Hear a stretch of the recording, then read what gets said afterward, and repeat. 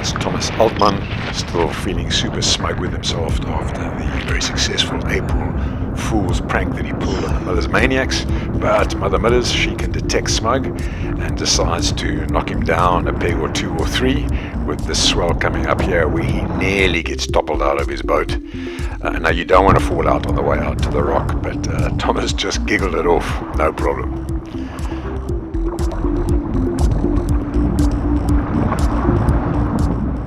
Overtaking me shortly on the right hand side is Lee Moran, going like a bat out of hell, which is the only mode that he knows. Now Lee is an athletic phenomenon and an athletic anomaly in that he is a downwind demon, despite the fact that he does diddly squat training and partakes heavily of only one supplement, being tobacco.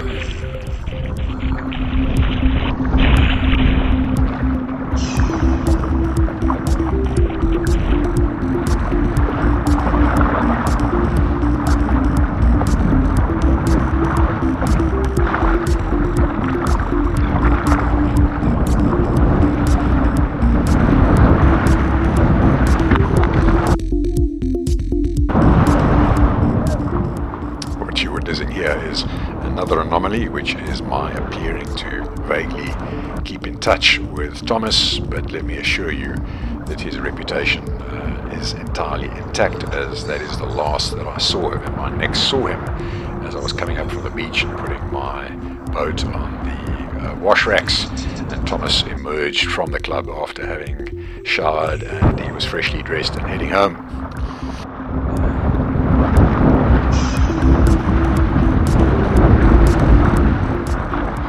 Third encounter comes up with Reef in that double on the right hand side with his German customer. Now Reef is a hell of an intimidating paddler, but not only is he a potent paddler. A couple of days ago I saw him at the gym where he was nonchalantly doing bench press repetitions with 100 kilograms. You're about to witness what happens when the aura of a paddler who is in his prime overlaps or intersects with the aura of a paddling pensioner.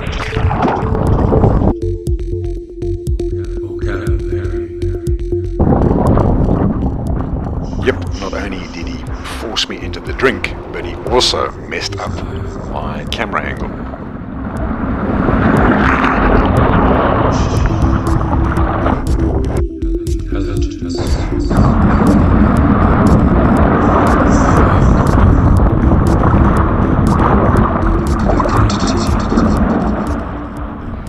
To take a lazy swim. My definition of a lazy swim is that I had no boat speed, I wasn't paddling at the time, and so I had no momentum with which to counteract the bobbing swell that came underneath me, and went into the drink without any resistance. And then the thing to note about this particular swim is that you'll see that before I remount, after I put my paddle on the far side of the ski, you'll see that coming up shortly, I notice that my camera angle is skewed the back of my ski, and I attempt to move to the back of the ski to rectify it. I mean, I've got a very long leash and I hadn't tested how long the leash was, so here I am moving to the back of the ski, trying to reach which I'm unable to reach because of course my leash is too short, and that's very relevant in terms of something that happens towards the end of this video.